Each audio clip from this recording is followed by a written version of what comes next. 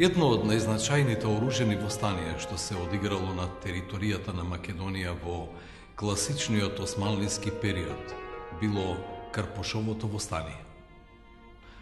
Ова востание било подигнато во октомври 1689 година во североисточна Македонија и траело до почетокот на декември истата година.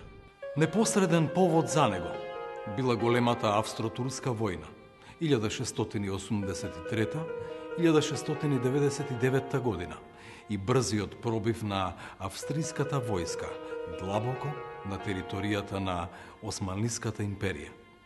Но кон условите кои придонеле за кревање на востанието, мора да се додаде лошата економска и социјална положба на македонското христијанско население, кое веќе подолго време го чувствувало се поголемиот притисок од зголемените државни даноци, отсуството на силна централна власт и своеволието на локалните османлиски моќници.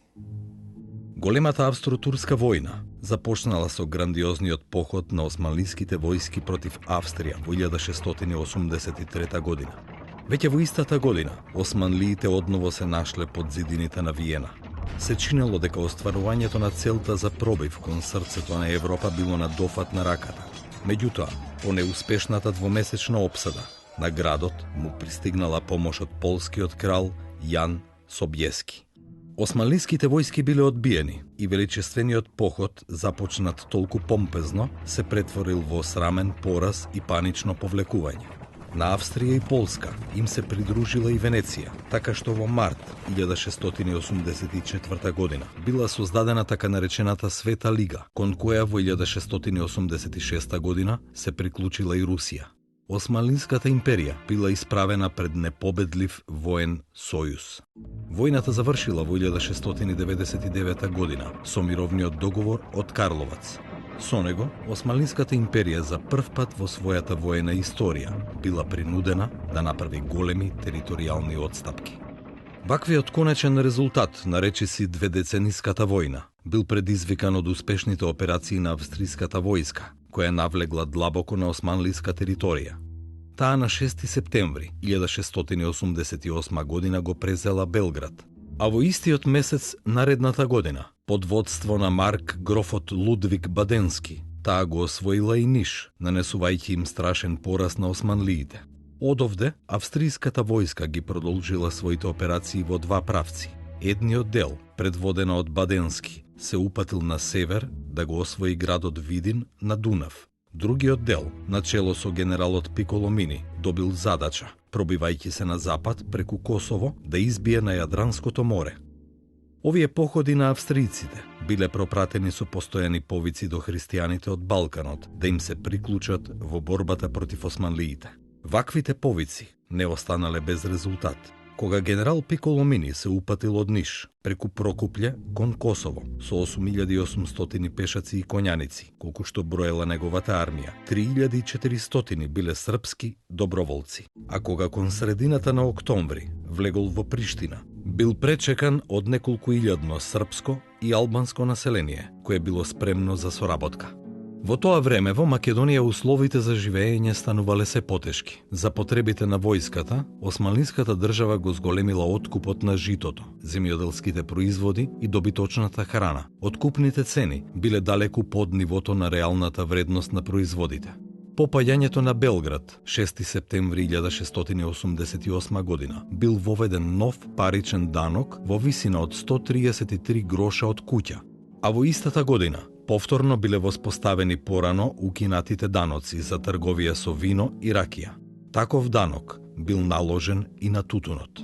Не помал проблем за христијанската раја биле и зулумите од воените дезертери и одметници од централната власт, кои во групи плячкале во внатрешноста на земјата. Во Македонија посебно озлогласен бил познатиот Јеген Паша, поранешен беглербек на Румелија, кој со околу 10.000 своји приврзаници плячкосувал низ целиот Балкан. Немоќната централна власт, по неуспешните обиди да го придобие, успеала да го ликвидира дури во февруари 1689 година. Ваквата очајна и хаотична положба во Македонија резултирала со силен подем на ајдутското движење. Од една султанска наредба од 1686 година, упатена до кадијата на Костур, се дознава дека во оваа област се собрале 4 до 5 бајраци со по 100 и 200 арамии, кои јавно се движат, ги напаѓаат градчињата и селата, куќите на некои лица, по патиштата ги ограбуваат патниците, го плячкаат нивниот имот и храна. Нивната бројност и бунтовност е бескрајна. Нема можност тие да се ликвидираат и отстранат. Поради што не е можно да се излезе од градовите, собирањето на државниот приход стана тешко, а трговијата и земјоделството се запуштени. Меѓу овие бројни ајдути што действувале во времето на австриското продирање на Балканот, бил и Карпош. Тој бил водач на голема ајдутска дружина и действувал на планината Доспат, како и во околините на Ниш, Врање, Лесковац, Пирот. Не можејќи да го фатат, османлиските власти кон крајот на септември или во почетокот на октомври 1689 година ги амнестирале Карпош и неговите следбеници, а самиот Карпош бил назначен за Мартолос Баша, одговорен за гонење на ајдутите во неколку кази во цела источна Македонија. Со гаранција на Махмуд Ага, кој е гордост меѓу емирите и големците, и сегашен ага на јаничарите на мојата висока порта, нека му продолжи славата. На Мартолозот по име Карпус и на тие што се со него им се даде милост, бидејќи е силен, храбар и способен да ги ликвидира и уништи ајдутите разбойници. Тој се назначи за Мартолозбаши на казите Ќустендил, Сиришник и Радомир. Покрај споменатите кази, се назначи уште и за глава на мартолозбашите на казите Штип, Радовиш, Велес, Дојран, Серес, Демирхисар, Неврокоп, Разлог, Петрич и Мелник. Додека чесно ја извршува службата, однадвор никој да не му се меша, така да знаете. 26.9.5.10.1689 година. Овој потек бил во согласност со долгогодишната испробана тактика на османлиите да ги неутрализираат своите противници со доделување на високи функции и должности. Не е познато дали Карпош ја прифатил понудата, но доколку тоа и се случило, сигурно тоа траело кратко, затоа што набргу тој застанал на чело на антиосманлиското востание, кое во историографијата е наречено Карпошево востание токму според неговото име. Горе наведените скудни податоци се што засега може да се прифати како историска вистина за Карпош во периодот пред избувнувањето на востанието. Но за разлика од историските извори, народното предание е многу побогато и поинтересно, колку и да навлегува во сферата на легендите. Според една од нив, Карпош потекнувал од сиромашно семејство на некој си воденичар од селото Војник, меѓу Куманово и Крива Паланка. Името го добил поради својата става и височина, со што подсетувал на Карпа.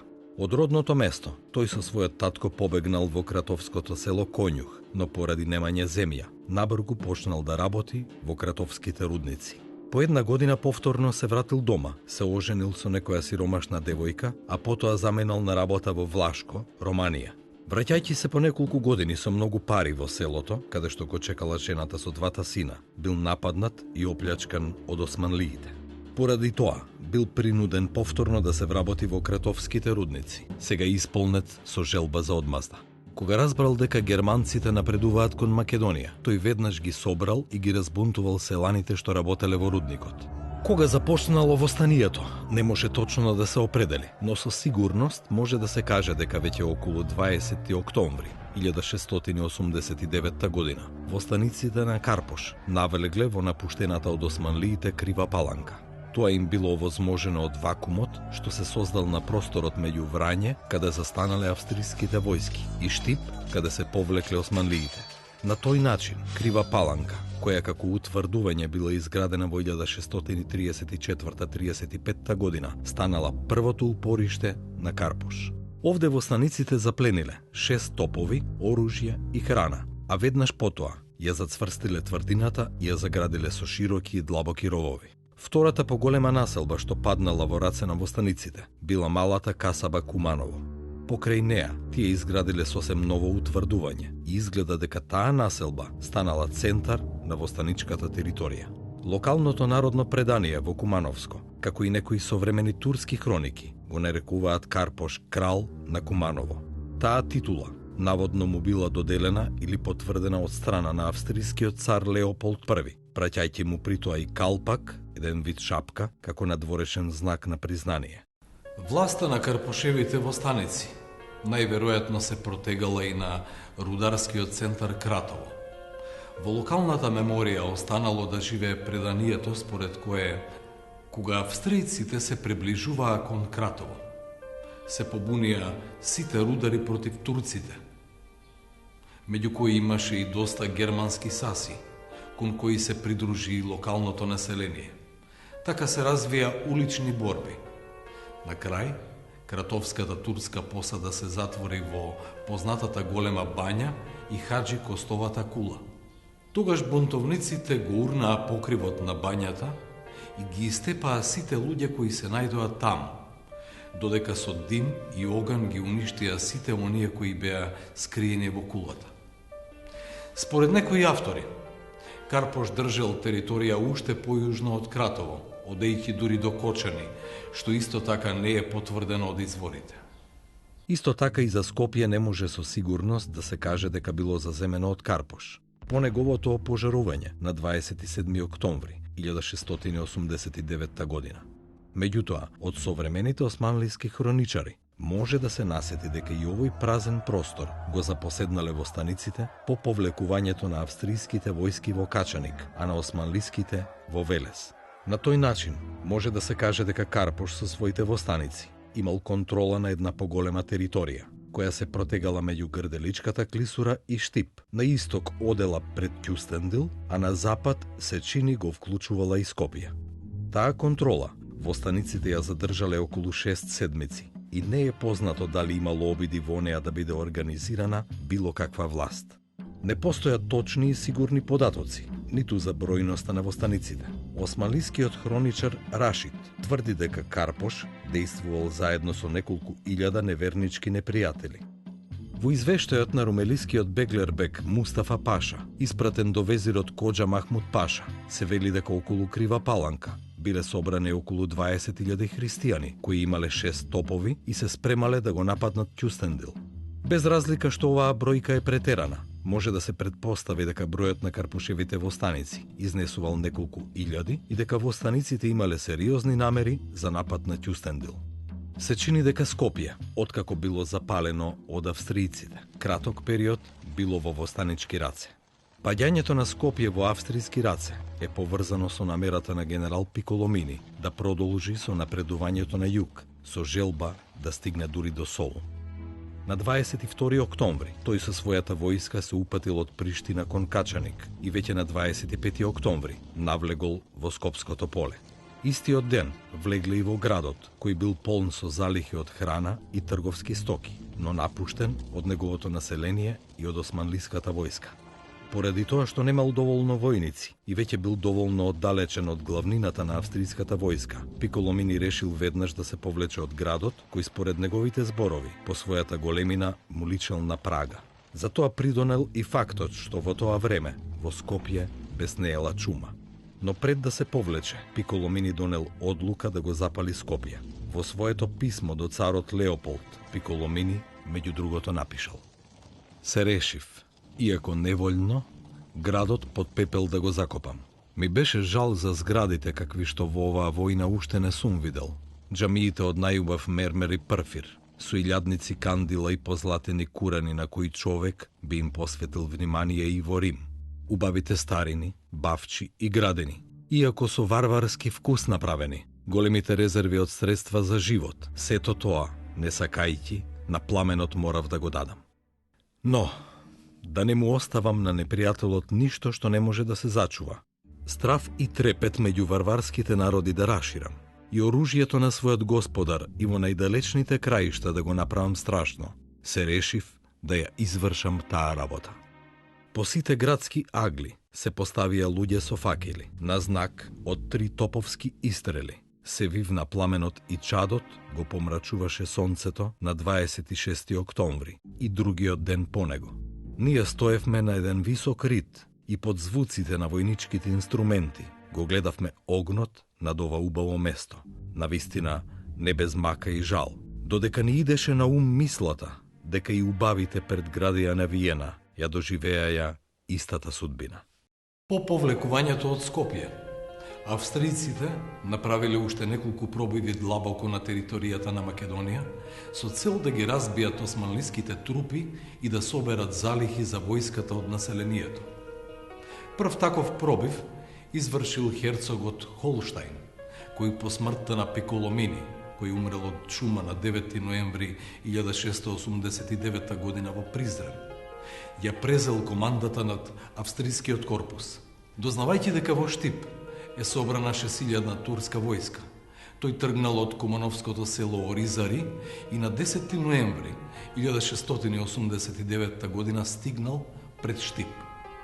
Тука дошло до најжесток судир меѓу австриските и османлиските војски на територијата на Македонија. Османлиите биле целосно разбиени, оставајќи зад себе околу 2000 убиени. Тие се повлекле, а австриците делумно го запалиле градот, пошто се повлекле носејќи со себе голем плен од неколку илјада грла добиток и други потреби за војската. Во средината на ноември истата година, во Призрен пристигнала веста дека големи османлиски војски биле собрани кај Леуново Гостиварско и кај градот Тетово. Против нив биле упатени доброволци албанци католици, кои успеале да уништат околу 600 турци и да запленат неколку стотици грла добиток. Народното предание знае за битката кај Влаиница, во која учествувале и мијаците, но на страна на османлиите. Според преданието, мијаците наводно придонеле за османлиската победа, поради што султанот им дозволил слободно да ги извршуваат своите обичаи, па дури да носат крстат бајрак кога се прават свадби. За разлика од мијаците, мавровците учествувале на страната на австријците и се повлекле заедно со нивната војска во чиј состав и подоцна се бореле и станале офицери. Најпосле во втората половина на ноември, за испитување на теренот од Приштина кон Велес, тргнал еден австријски одред, во чиј состав имало 100 австријци и 400 српски и албански доброволци. По 2 дена тие пристигнале пред градот и со ненадеен напад влегле во него. При што биле убиени неколку десетици османлиски војници, запленета стока, а градот делумно било пожарен.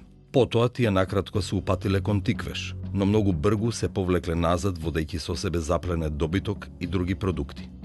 Походот кон Велес и Тиквеш бил последниот успех на австријците на територијата на Македонија. Потоа започнала османлиската реокупација. Интересно е прашањето дали за време на сите овие австријски операции на територијата на Македонија дошло до било какви контакти и соработка меѓу карпошевите востаници и австријците. Иако е сосема природно да постоела взаемна заинтересираност за таквата соработка, сепак засега не постојат никакви конкретни докази и сознанија дека такво нешто се случило. Но сепак и да имало некаков вид контакти и соработка, на што асоцира наводното доделување кралска титула на Карпош од страна на австрискиот цар Леополд, тие биле краткотрајни и неефикасни, затоа што австриските трупи многу кратко се задржале на македонска територија и бргу се повлекле. Востаниците и биле оставени сами да се справуваат со моќниот непријател кој се спремал да го возврати ударот. Веќе кон крајот на октомври, османлиите презеле сериозни и енергични мерки за преземање контраофанзива и стабилизирање на ситуацијата во загрозената област. За нов голем везир бил назначен Мустафа Паша Ќопролизаде, еден од ретките успешни османлиски везири во тој период. Една од првите негови мерки било одлуката за укинување на редица вонредни даноци, како и на ново воведените даноци. Простени биле и сите заостанати долгови на рајата од претходната година. Паралелно со овие мерки, кои имале за цел да ја смират и придобијат рајата, започнале и воени подготовки. За таа цел, напомош бил повикан кримскиот хан Селим Гирај, чии татарски војски биле познати по својата борбеност и суровост. На советувањето на главниот штаб на Османлинската армија, одржан во Софија на 14 ноември 1689 година, било решено во напад да се тргне преку Ќустендил, односно најпрвен да се ликвидира Карпошевото востание.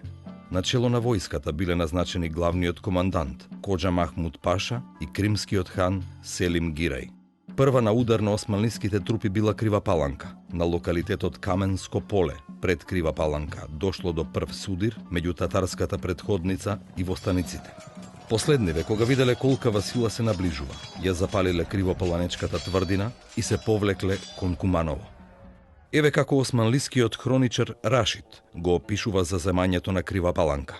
Кога дојдоа до паланката Егридере, Крива Паланка, односно до местото наречено Камено поле, проклетникот по име Карпош, кој беше прочуен како крал на Куманово и како баш бог на неверничките ајдутски злосторници, и кој добил калпак од австрискиот цар, заедно со неколку илјади невернички непријатели, ја освои паланката Егридере и, мислејќи дека за себе си осигурал засолниште, од секоја страна изградил широк и длабок ров. Кога дозна дека муслиманските сили се наоѓаат во близина на неговото засолниште, тој заедно со сите проклетници кои се наоѓаа под неговото знаме, го промени своето решение и се даде во бегство. Прво премина во Куманово и се смести во зиданата паланка во овој град. Од Крива Паланка, која била заземена во последната седмица од ноември, Селим Гирај се упатил кон Куманово, каде пристигнал за еден ден. Востаниците решиле да му се спротивстават, и тоа надвор од новоизградената тврдина. Настанала жестока и нерамноправна борба, во која имало голем број жртви. По совладувањето на востаниците надвор од тврдината, татарските и османлиските трупи извршиле јуриш на тврдината во која изгинале сите бранители. Во судирот бил заробен и Карпош, заедно со голем број негови борци. Во една анонимна османлиска хроника за оваа битка се наведува дека Карпош бил неверник, кој управувал со 4000 ајдути во околината на Велес и борејќи се против татарите повеќе од 1 час. Изнемоштен, бил заробен со уште 500 негови борци, од кои повеќето биле исечени на самото место. Споменатиот Рашид пак наведува: проклетиот неверник стапи во борба, но бидејќи кај неверниците по кратко време не остана сила за продолжување на борбата, благодарение на Севишниот Бог, горе споменатиот проклетник по име Карпош, заедно со неговите многобројни невернички приврзаници, беше заробен. Потоа борбената војска нападна, влезе во паланката и ги ликвидира сите проклетници, кои се наоѓаа во внатрешноста на тврдината. Тогаш победоносната војска тргна кон Скопје. И за Куманово не се знае кога точно било освоено. Меѓутоа повторно станува збор за последните денови на ноември 1689 година. Од тука 10.000-ната татарска војска на Селим Гирај се упатила кон Скопје, водејќи го со себе заробениот Карпош и неколку стотици други заробеници. Скопје во тоа време било надвор од контрола и на австријците и на османлиите и се чини дека извесен период тука контролата ја имале востаниците. Но кога тие разбрале за поразот кај Куманово и за приближувањето на многобројната татарска војска, го напуштиле градот и се повлекле. На тој начин Скопје било реокупирано од османлиските сили без борба. Кримските татари се стационирале во Скопското поле, од каде се впуштиле кон Тетово, Велес и Мариово, уништувајќи ги разбеганите востаници. Од југ пак напредувала исто така многобројна османлиска армија, на чело со Сераскерот на Пелопонес, Арнаут Коџа Халил. Кога пристигнал во Скопје, тој се состанал со Селим Гирај, а Рашид вака ја опишува таа средба. Победоносните татарски борци влегоа во Скопје. Истиот ден и Сераскерот на Пелопонескиот крај, почитуваниот везир екселенцијата Коџа Халил Паша, заедно со својата арнаутска војска, пристигна во рамнината на Скопје и се состана со екселенцијата на високо почитуваниот кримски хан. Тој ден пристигна човек испратен од високата порта, кој го носеше испратениот Хати Хумајон, султански декрет, а со кој се наредуваше Сераскерот да зимува во својот роден крај, тоест во Скопје, и овој крај да го осигура и обезбеди. Пристигна и друг Хатехумајон, со кој се наредуваше високо почитуваниот хан, екселенцијата Селим Гирај хан, заедно со румелиските сили, арнаутските борци, татарските воени трупи и другите муслимански војници, да вложи труд и напор со Божја помош да се освети на непријателите на исламот во тие подрачја. Судбината на Карпош била запечатена уште со неговото заробување. Во близина на камениот мост, тој бил изведен пред Селим Гирај, каде му била изречена смртна казна и бил погубен. Тоа се случило најдоцна во првите денови на декември 1689 година. Еве што хроничарот Рашид напишал за тоа. Проклетиот Карпош, кој беше фатен во Кумановската паланка, беше доведен во Скопје, каде што беше набиен на колец покрај Скопскиот мост и така неговата кобна душа беше предадена на пеколот. Потоа татарските смели и победоносни војници го оставија голото тело на Карпош, символот на заблудата, да служи како знак на нивната сила. Трагичната смрт на Карпош го означила и крајот на востанието. Со тоа била спречена можноста и други делови од Македонија и Балканскиот полуостров да бидат зафатени од бунтовничкото движење, а кримскиот хан Селим Гирај бил славен како голем херој. Од друга страна, консеквенците од овие воени судири биле големи и далекусежни, а неколку современици оставиле сведоштва за тие трагични настани.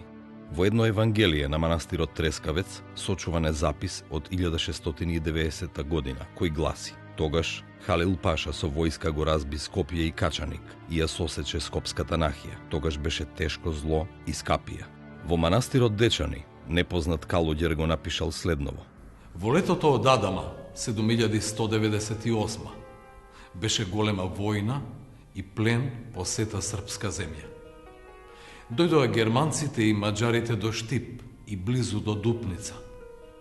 Турците избегаа и пак се вратија, ги истераа преку Дунав. Оф, тешко мене. Луд страв и неволја тогаш беше. Мајките од татковците ги делеа, а од таткото синот. Младите ги робеа, а старите ги сечеа и давеа. Тогаш луѓето кон себе смртта ја повикуваа, а не животот, од проклетите турци и татари. Тешко мене, лута, тага. За мнозина, особено за оние што зеле активно учество во борбите против османлиската власт, единствениот спас било во напуштањето на своите домови и во бегството на север, зад реките Дунав и Сава. Масовното бегање од родните огништа и постапките на османлиската војска при реокупацијата на територијата придонеле многу села да запустат и многу полиња да останат необработени. Османлиските власти набор го увиделе дека ќе морат да ги прекинат репресалиите, да го обноват производството за да се обнови и плаќањето на даноците. За таа цел, во запустените предели тие започнале да доделуваат земјишни имоти на оние кои биле заслужни за истерувањето на австријците и за задушувањето на востанието. Така во Ферманот, упатен до Арнаут Коджа Халил Паша, еден од задушувачите на Карпошевото востание, се вели: до везирот Халил Паша се раскерна исламската војска во Скопје. Се известувате дека земајќи ги во обзир услугите направени во корист на возвишената исламска вера и сите пожртвувања за одбрана на честа и славата на нашето царство, одлучено е на истакнатите и храбрите арнаутски бегови од вашето подрачје, во име признание и награди, да им се доделат 25 парцели мириско државно земјиште. Затоа наредувам да се изврши детален попис на државната земја во вашето подрачје, со налог потоа да се раздели на тамошните арнаутски бегови, кои се истакнале во борбите против непријателот, со напомена дека такви награди ќе се доделуваат и во идната година, ако тоа го заслужат со својата храброст, пожртвуваност во борбите против непријателот. Ваквото доделување на државно земјиште имало за последица значителни промени во етничкиот состав на соодветните области. Тие промени продолжиле и во наредните векови, а наследниците на овие бегови подоцна се одметнале од централната власт, претворајќи се во независни локални моќници. Освен тоа, Мора да се истакне дека биле преземани известни чекори и за враќање на избеганото христијанско население, преку давање амнестија од страна на највисоките државни органи. Но и покрај тоа, трагите од трагичните настани биле видливи уште неколку децении по востанието. Во 1704 година, калуѓерот Јеротеј Рачанин, поминувајќи низ Македонија, запишал: И дојдовме на 13-тиот конак во Горобинце на Овчеполе. Тука видов красна земја, убави полиња и жито, лозија и разновидни овошки.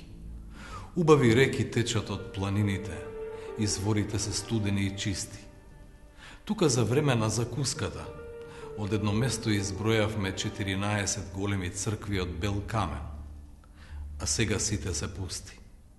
Посебно интересен момент за време на Австро-турската војна се апелите упатувани од австрискиот цар Леополд I за помасовно вклучување на христијаните од Балканот на страната на австријците. Тие апели биле со цел да се врати довербата кај балканските христијански народи и нивно поттикнување за натамошна соработка со австриските војски. Така на 6 април 1690 година, од име на австрискиот цар Леополд, бил издаден манифест, така наречена инвитаторија, со кој се повикуваат балканските христијани, меѓу нив и народот на Македонија, да се дигнат против османлиите. Во овој манифест, меѓу другото, се прокламира: Ви се дава на знаење дека турската војна, на која со нарушувањето на договорот и неправедно сме предизвикани, ја водиме само заради тоа народите кои им се подчинети и сите други христијани од грозното турско робство да ги оттргнеме и на поранешната слобода, поранешните повластици и поранешниот сојуз со телото од кое зависат да ги повратиме, укинувајќи секаква злоупотреба и поправајќи ја штетата нанесена со турската тиранија и секому враќајќи му го неговото право. Поради тоа, љубезно ги повикуваме сите народи кои посета Албанија, Србија, Мизија, Бугарија, Силистрија, Илирија, Македонија, Рашка живеат и сите други народи кои под турскиот јарем стенкаат да одговорат на нашата побожна и татковска желба. И во оваа толку поволна околност, кога силите на турците се сотрени во многобројните порази од нашето победоносно оружје, да преминат сите на наша страна и да земат оружје против турците за својот спас и ослободување и за напредокот на христијанската религија. Ви ветуваме на сите вас, напред споменати народи и земји, дека ќе бидете ослободени од секаков јавен товар и данок, со исклучок на старите и обичајните права. Само неколку дена подоцна, на 26 април 1690 година, австрискиот император издал посебно заштитно писмо, упатено само до македонскиот народ, Gens Macedоnica. Виена, 1690, 26 април. Леополд и така натаму. Со ова известуваме дека двајца македонци, Марко Крауда, роден во Кожани, и Димитри Георги Поповиќ, роден во македонски Солун, ни изложија колку македонскиот народ, поради почит кон нашето најправедно дело, а со жар и ревност кон нашата желба, со сериозна намера сака да премине од преголемиот турски јарем под наша заштита, доколку му биде дадена нашата милост и сигурно покровителство. Поради тоа, согласно со нашата вродена добрина, со која поттикнати од милоста да им укажуваме заштита на оние што ни се приврзани нам и на светата христијанска религија, милостиво го прифаќаме и го примаме под наша царска и кралска милост на секој начин и вид, горе споменатиот македонски народ, љубезно препорачувајќи им, одделно и на сите наши воени заповедници, да не го напаѓаат споменатиот македонски народ, ниту да му причинуваат непријатности, туку според силите, секој пат и во секоја околност, да го заштитуваат, бранат и да му помагаат за таа цел, воопшто да му овозможат нему сигурност и увереност, за да задржат повеќе наши царски и кралски милости, права и слободи. Во случај некои припадници од истиот народ да посакаат да војуваат под водството на нашите горе споменати капетани и под наше знаме, нека се настојува повеќе да се поттикне ваквата намера, одошто да се спречи. Исто така, допуштаме со претходно знаење и согласност на нашиот тамошен главен командант да се собираат во одред и одделно да действуваат или да се поврзуваат со нашите, за да можат така да имаат сила да се борат против заедничкиот непријател. а за таа цел ќе се пријавуваат кај споменатиот командант, па според неговите наредби со Божја помош нека ги чуваат нашите краишта за општо добро. Секој според силите да не пропушта во секоја околност да соработува. Дадено во Виена, 26 април 1690 година. Представници, бранители на македонскиот народ кои преминале во краиштата на царското величество. Изложено во Виена, 26 април 1690 година. На 31. мај 1690 година, царот Леополд I издал уште едно писмо, со кое ја проширил својата заштита на населението на Бугарија, Србија, Македонија и Албанија. Но без разлика на ваквите манифести и заштитни писма упатувани до балканските христијански народи, Македонија по завршувањето на Карпошовото востание и по повлекување на австриската војска, повторно останала длабока османлиска провинција. Овие документи немале речиси никакво влијание врз османлиските христијански поданици. Нив многу повеќе ги привлекувале сигурната амнестија и милост што ги нудел султанот, отколку несигурните ветувања на австрискиот двор.